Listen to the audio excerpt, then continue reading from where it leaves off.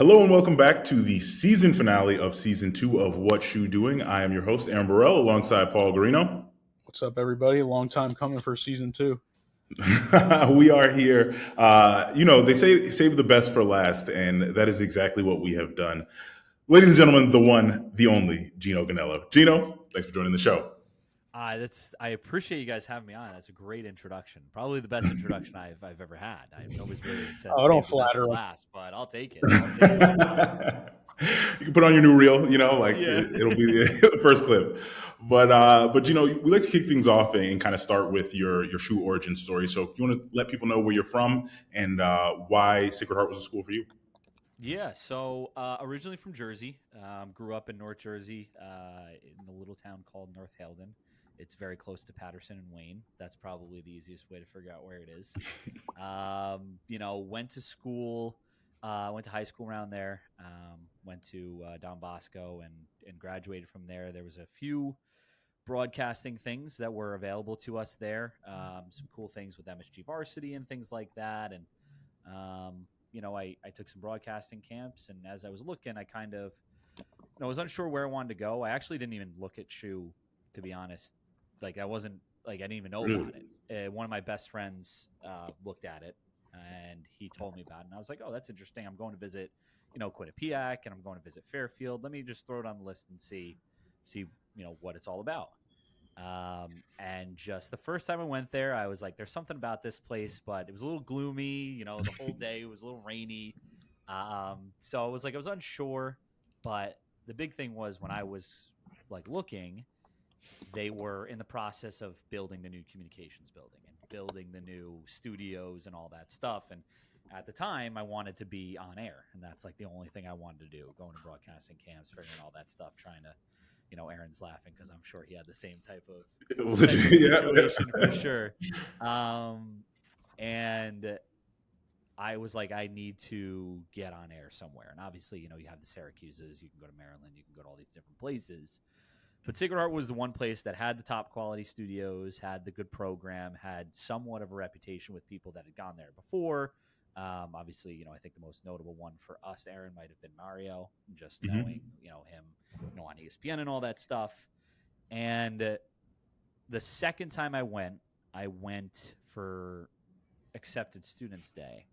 And I came back from Accepted Students Day, and I was like, 100%, this is where I want to go. No other place. And I was just wouldn't trade it for the world. It was the best experience I could ask for. By junior year, we had those studios. I did it so much that I stayed an extra 2 years for grad school. And ironically enough, the guy who was my good friend who told me about the school, we lived on the same floor freshman year. So it all worked out. Yeah, just by random. We didn't plan on living together. It just so happened that we both lived on the same floor over in Roncalli. And we were just going to ask which dorm. Yeah, Roncalli. I was privileged up there in the Roncalli Hall, fourth floor. But I was in the honors program. I snuck in there somehow. Oh, and so I worked. There was half of our floor was honors. The other half was, while the girls' floor was the girls below us. The girls' floor was all honors girls. My buddy was not in the honors program. I had a bunch of all my friends that I hang out with now. Most of them not in the honors program. So I got a question. I kind of stuck in there. Kind of got lucky. What is the actual honors program? As you can see, he was an esteemed member of it. Yeah. Honestly, it was just basically, hey, here's some, I guess, harder courses, more in-depth courses. It was basically the same courses everybody took. But it was this is the honors course. So I don't know. Dang, I didn't really know they had that. I know you could get honors. I didn't know. See, I was just I was honestly, at the low level of SHU. I was at the bottom. Honestly, I was like, am I, going to school? You're trying to get as much money as you can. I did. I found out how to get in the honors program. I was in the theater program, got some money for that. I was just like, let me help try and save my parents some money. I remember there was somebody, it wasn't on the pod, but I remember they told me, they were like, yo, I'm just joining choir. I don't know how to sing, but they're giving me money, so I'm doing it. Literally. Yeah. I mean, listen, I did theater for 4 years. I did it back in grammar school too. So it was something I did, but I wasn't actively trying to pursue that as a career in any way. Yeah. But they were like, hey, you've done theater, if you want to be part of the theater program, we like what you've done before. And I didn't actually do any acting while I was there, despite the fact that while I was doing theater prior to that, that's what I did. But was part of the light program, and still some people that I met there that I made good friends with, and try and keep track of and see what they're up to all the time too. So it was again, wouldn't trade it for the world, as I'm sure you guys feel the same way. That's why we're all doing this, right? And Right. it's the best experience. Met my wife there, and now we have a beautiful daughter because Oh, of we it. got So SHU love too. SHU Oh my love. God, you crushed it at SHU. Wait, yeah. so do you think just being in theater like all those times too? Do you think that helped you with like on-air camera work?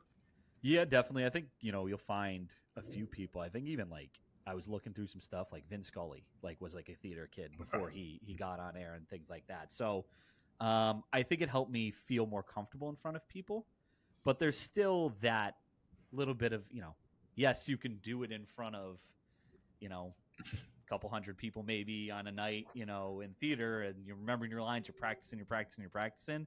When you go live, you can practice as much as you want. Live is live, and sometimes you don't get to practice when you're going live. Right. So it definitely helped, I think, mostly with inflection and kind of how to speak and how to talk, and like how to put emphasis on certain points and things like that, and become more comfortable on camera. But the first time I ever was on camera, I have the tape of it. It was not good. I wish I could find mine because I was one and done. I never did it again. Yeah, I did it. So I took there was a Mike Quick and Iron Eagle and Bruce Beck broadcasting camp that it still happens. I think it happens out of Iona College now, or Iona University. It used to happen out of Montclair State. So that's like kind of how I came about it. And the first one I ever did, I don't think I actually read the highlight at all. I don't think I said any words. I was trying to read the highlight and I couldn't think of anything. And so it was definitely an eye-opening experience because you're sitting there, and at that point, even in high school, they were teaching like IFBs and all that stuff. And I was like, this is awesome. But the highlights came across and I was like, I have no idea what I'm going to say. Like genuinely no idea. But yeah, it definitely helped a little bit for sure. No, for sure. It's funny. One thing we always talk about is like, when did you pick your major with students? But obviously, in your case, like you came into SHU, and what seems like, not everyone has that situation where they know what they want to do going into college. Similarly, I knew what I wanted to do, and there's a lot of similarities in our careers, Geno. So I want to talk about some of the shows you hosted when you were at SHU, and then how you were able to leapfrog from that into your first job. Yeah. So I mean, I did.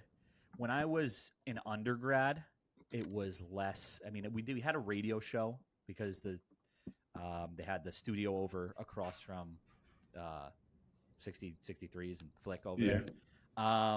And so me and my buddies had a radio show, as get a couple media majors together, and you just that was just awesome because you got studio time. Nobody was really using it. It was great to just do that. And for a couple years, it's all I did, honestly, until the studios came about.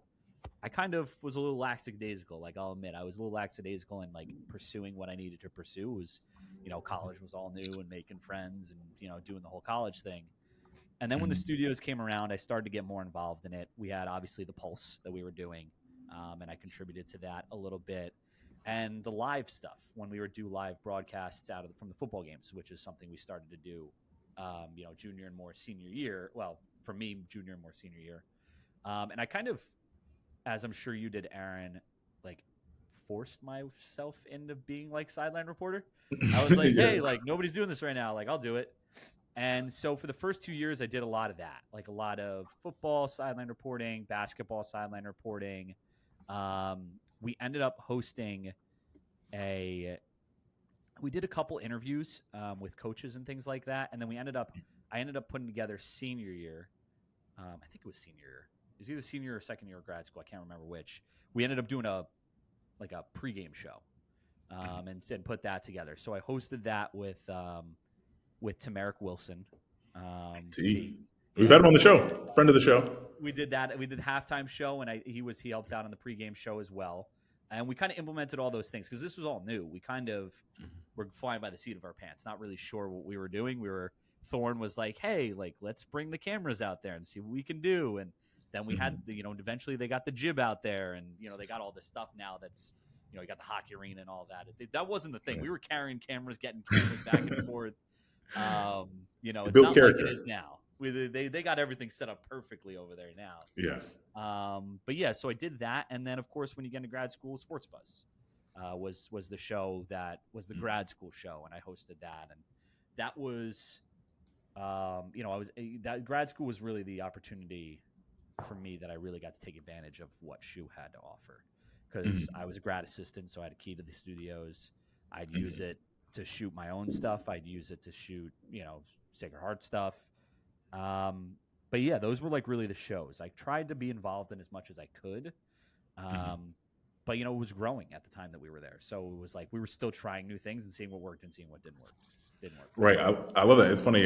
Similarly, like, I never actually did the sideline reporting, just due to at the time I was an intern at NBC. And so timing wise, it never worked out for me, but like I was always trying to find any opportunity to host a show, whether it was the SHU Sports Report, Sports Buzz, whatever, or my own. I couldn't remember what it was. I knew. Yeah, in the mornings. SHU Sports. I yes. feel like there's a tape somewhere that exists where you and I did the SHU Sports Report together. I'm pretty sure there is. Yes, but I just cannot remember where it is. But we need to find it. We need it for the social clips. Yeah, no, I there's got to be some. I had a few of them on my hard drive because actually real. But you think it was on YouTube? It might have been. I don't know if the channel is, if they like unlisted it or anything like that. They probably saw my takes and were like, "Yeah, we need to pull this." I think I have access to the SCMA one that has all like the unlisted ones, like, and it had back stuff from when I was there in 2015, like the first year. Really? Yeah, that's crazy. So 2015 was the first year SHU Sports Report. And sports. No, 2016 I think was the first SHU Sports Report year. Yeah, because that's about the time that I started. Because they didn't have the studios till junior year. Because I went the first year of it, the actual program for the Masters, and half the year we were in the old building, and then half the year we were in the new building. But we didn't really even get to really use everything in the new building. Yeah, it was my class that really was the first one that got I used it more actually after I graduated. I feel like that's a lot of people's case. Yeah. Honestly, people who worked on a lot of different shows because they bring in the shows from there. They had what was the Connecticut Sports CT Sports now? CT Sports. Yeah. So, did you do that one as well? CT Sports Now? I didn't do that one. A bunch of the people I went to school was in the same class with did, but I never had a hand on that. I was also interning similarly at SiriusXM while I was at SHU, just trying to get experience and stuff like that. And my senior year, like I was in and out of the city like 3 times a week. So the time was sparing, but I tried to make the most of it and do as much as I could. And, made a lot of friends for life just from doing that. And, me and, Anthony Materiello, who is part of the Downtime TV crew over there. I don't know how much you guys know about them, but definitely tapped into them. Ended up living together and just became, he's a groomsman in my wedding and just great friends just from the experience that we had. Like I didn't know Tony before, like really senior year probably. And, just have become really good friends from that. And I'm sure you guys have similar experiences where just people you've worked with just on these different shows and just kind of like dove into all these different projects with are just close friends that, you still keep in touch with today.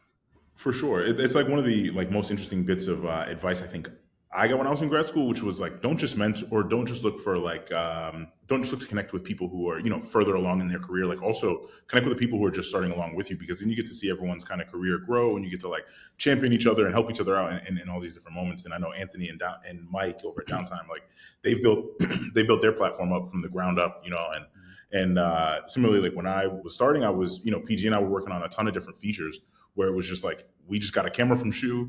We were like, all right, like let's hit up some athletes. Let's try and get things going. And like, we built it from PG. We started with high school athletes.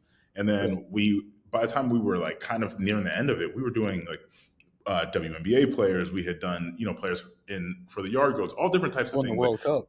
Yeah, Women's World Cup players, like MLS players. So it was, and similar, it's just like building that, like having that thing that you build for yourself is so important, and making those opportunities. And I feel like your career is like a perfect embodiment of that, because you've been always trying to like find these different opportunities. And I know one place that we crossed paths again in the professional world was Minute Media. And you were doing stuff for 90 minutes. So you want to go ahead and let everyone know how you got there. Yeah. So again, I started off broadcasting, right? So I was on air for News 12 back down in Westchester, and eventually Long Island when I moved over to Long Island. Got some really good opportunities. Worked with a guy by the name of Pete Ruff, who's the sports guy there before. News 12 kind of has done away with the sports section. They kind of just, have not, they don't do high school sports anymore. But while I was there, they were doing a bunch of it.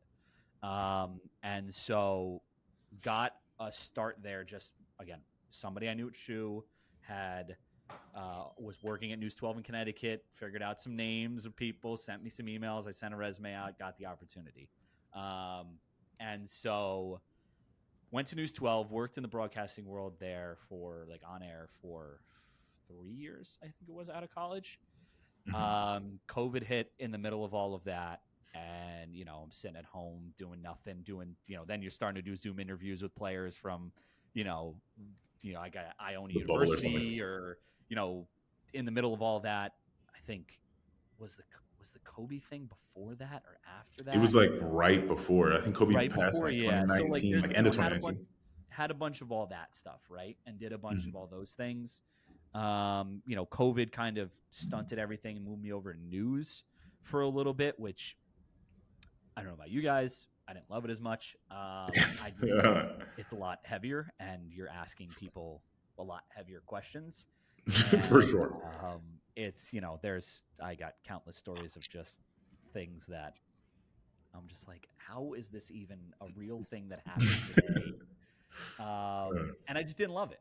And I was given the opportunity to anchor some shows and do some anchoring for them, and did well with it. Wasn't bad at it, but I didn't love the day-to-day of it. And I didn't love the day-to-day of, every day you're getting a minute and a half to tell a story, no matter how good it is or how bad it is. And so, I just never fell in love with the day-to-day news. And it's not to say something I wouldn't go back to, but I just never fell in love with it. And I noticed I really wanted to do some more long-form stuff that went more in depth. So I ended up working on a documentary. Worked on a documentary that aired on ESPN and SC Network on Tamika Catchings. It's called Catch 98. Selfless. Shameless. Yeah. No, you got to plug it. You got to plug it. Worked for these people who were, I don't know, Aaron, because you worked at NBC. Maybe you would know them. Do you know Lisa and Nancy Lax by any chance? They worked on the Olympics team in the features department. I don't know how long ago they stopped working there and built their own company, though, so there might not have been any crossover. The last name sounds so familiar. Did you work with Netalax as well? No. It was Lisa and Nancy. They're out of New Jersey. Gotcha, okay. They stepped away from NBC Sports, ended up building their own production company named Lookalike Productions, and ended up just getting an opportunity through somebody I met at News 12. I did a story on this girl at News 12. She knew them, and I was like, can I get their contact information? As everybody will tell you, just ask the question. The worst they could say is no, which is the worst. That was something I struggled with so much, but ask the question. And so I got that documentary opportunity, and I realized that I didn't really love being on air as much as I love the production aspect of everything. And I liked putting the pieces of the puzzle together and trying to figure out, how to make this story into something creative and beautiful and amazing. And got to work on the Kennedy Center Honors, which was really cool with some features there. And while I was there, it was only a temporary thing. It was just a 4-month thing. Went back to News 12 after that. And I was just like, I need to find something like that again. Applied to a bunch of different jobs. And it just so happened I'd worked for Minute Media when they were 12 up. Yeah. And so, or when one of their companies was 12 up. So I just threw out an application for a creative producer role in their soccer department and got it. It took forever to get. It was like a 3-month process, but ended up nailing it down, and I've been there ever since. So that's kind of like the story of how I got to. Got it. That's crazy, Because I am on air a little bit now, but not as much as I used to be, and it's not something that I'm primarily focused on. I'm focused more on the production aspect of it. 100%. It feels very much like I'm talking to myself. Literally, though, I'm like, it's crazy because, like, Aaron, as you're going, you're talking out Castro, and you're all them. You're like, Watch Aaron Burrell. Watch Aaron Burrell. What he does, he started off in the same position as you. Like, watch what he's doing. He's, made a name for himself, doing a really good job here at SHU and then beyond. And it's funny because, like, same thing. It's just like we just keep like going down the same path somehow unintentionally. Yes, I know. And it's like I'll always just randomly see it. Like, like sometimes LinkedIn, you don't see it immediately. Like I'll see it. It'll be like Geno posted 2 months ago that he was at 12 Up, and like I remember I was doing the stand-ups for 12 Up when I was still kind of in between. Do I want to be on air? Do I want to do like feature stuff? Yep. And then I would like see it's like Geno's at 12. I'm like, wait, how the hell have I not seen Geno here? No, dude, I was going in literally while we were in. 12 Up was literally while I was still in college. So I'd go in literally, I would take a train from Connecticut for 30 minutes to go down there and do on-air stuff and take a train back to Connecticut, which is an hour and a half trip there and back. Hour and a half there, hour and a half back. I don't know how people do that every day. Right. But that was the grind, like that was what you needed to do to get the opportunity. Exactly. And just get stuff on your reel. Because like obviously for people in this industry, the reels are so important. So important. But yeah, so that's kind of how I found 90 Min. And then my time there, if similar to you, Aaron, I've covered a lot of MLS events. Been able to go to a lot of really cool things, and then kind of our company bought Sports Illustrated and kind of backed into that. Got lucky there, and now that's where I am.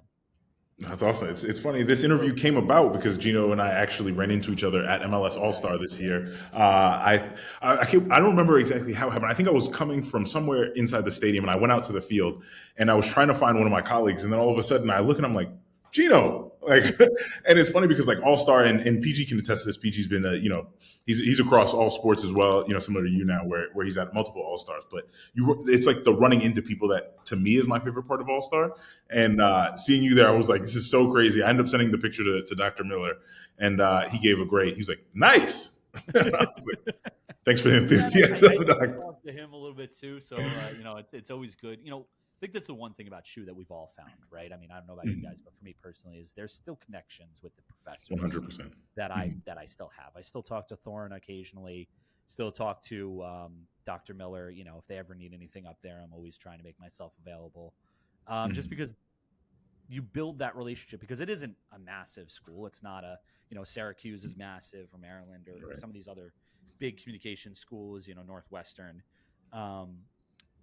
None of those schools are really big. So maybe sometimes, and I can't speak from experience, I can only say how I felt at Sacred Heart.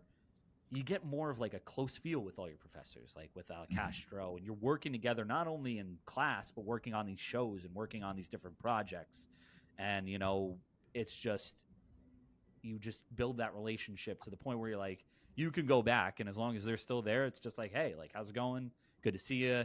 I'm always checking in with Thorne. I don't know if Thorne's going to be at the Ryder Cup next week, but sometimes I saw him at the U.S. Open a few years ago when it was at Winged Foot, because he's working in the space. So you still see some of these guys around, and it's just great to see all of that. And that was my favorite part about SHU, was just the close-knit relationships you not only have with the students, obviously me and Aaron, but like, and it's also with the professors, and that has helped me tremendously, just being able to use them as a resource throughout my career, for sure. 100%. Like being able to, I mean, when you run into somebody that you go back to, like as you talk about like your first tape or whatever, it's like, I know how far, like it took to get here. So then when you run into each other in those moments, it's always a really, really cool moment. But this has been really great. We want to close this out with PG's favorite segment. This is a segment he calls Fun SHU. 2 seasons in, we still haven't thought of a better name, but rapid fire questions coming at you. So PG, go ahead and take us away. It's sticking forever. Because it is. It just is what it is. It's just funny. Now it's just a funny thing. But before that, actually, I want to say too, like, I don't know about you guys, but I feel like SHU, like just what you were saying, like a tight knit community.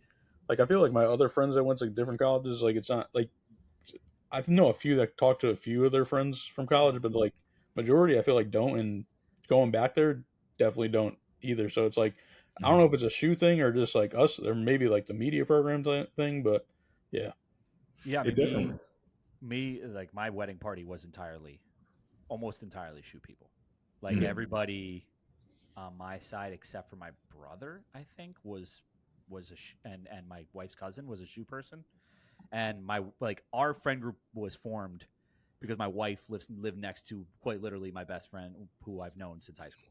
So different best friend than the one that lived on the 4th floor in Roncalli.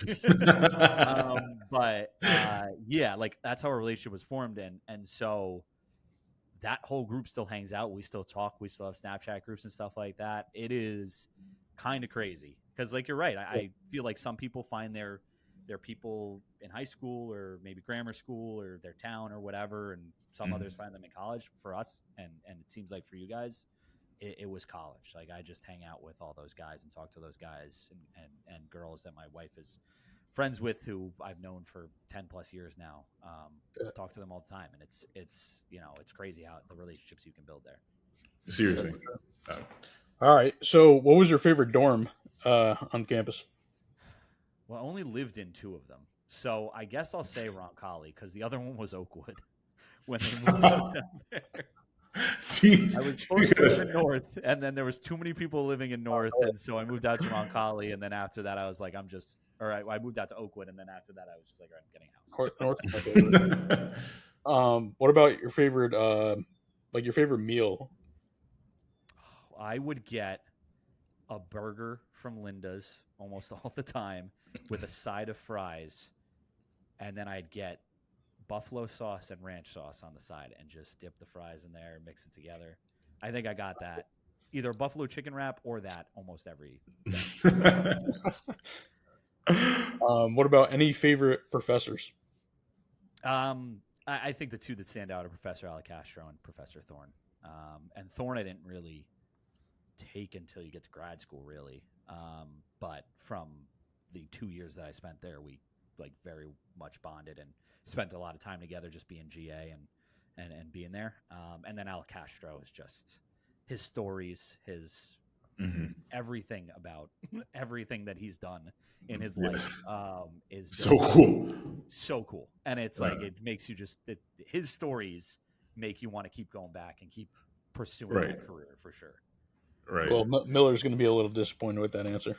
Well, I took Miller for media 101, and that was it. I don't think I took Miller again after. I literally don't think I took him for anything else. No, he's disappointed. No matter if no one, it doesn't matter if you know him just for 1 class or 10 classes. He wants to. I love Dr. Miller too. It's just that I took Castro and Thorne for everything. Yeah. No, I'm just pulling your leg because I know how. I know. He's going to tell me about it. I'm sure he'll tell me about that too. Be like, what happened? AB, you got any other ones? Yeah. What was your favorite show or memory from anything that you worked on during your time at SHU? Memory probably is just basketball sideline reporting.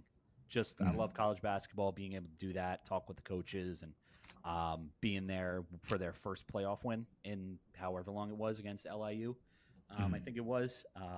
That was just so much fun because we're not a big sports school, so it's like to see those moments where we are actually like the crowd's loud and things are rocking, and to be there for that sideline reporting for basketball and even for football was great.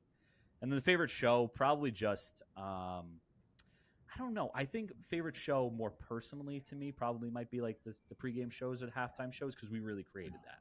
Like we did that, and like that was something that wasn't there before, and we kind of grew into something. And then Sports Buzz was great too, just because you're doing it every week, and it was the memories from Sports Buzz are awesome because it would just be like we'd shoot the show, we'd go to down the street to the duck. What's it? Sitting duck? Yep. Yeah, sitting duck. Yep. Afterwards, and we just hang out and build relationships there. So those 2 stand out just because of what they meant, not only like professionally and like growing, but the relationships and people I met through them. So that is a phenomenal way to end this. Geno, we appreciate your time. This has been a fantastic way to end season 2 of What You're Doing. Actually, before we go, you want to go ahead and plug anything that you're working on that people want to, so people can check it out. We're not, if you guys want to catch the college football shows that I'm working on right now, 40 Yard Dash, that's FORDE Yard Dash. It's run by Pat 40, and then there's Others Receiving Votes, which is actually a show we're working on with Pat 40, Gene Wojciechowski, and Brian Fisher, who's a Sports Illustrated reporter. And then anything on the Sports Illustrated or Sports Illustrated FC Instagram. There's a couple times you might see us there, but make sure to give us a follow. And we appreciate all your guys' support. Dope. Thank you. Well, if you have rocked with us this long, we appreciate you as always. We will see y'all in season 3.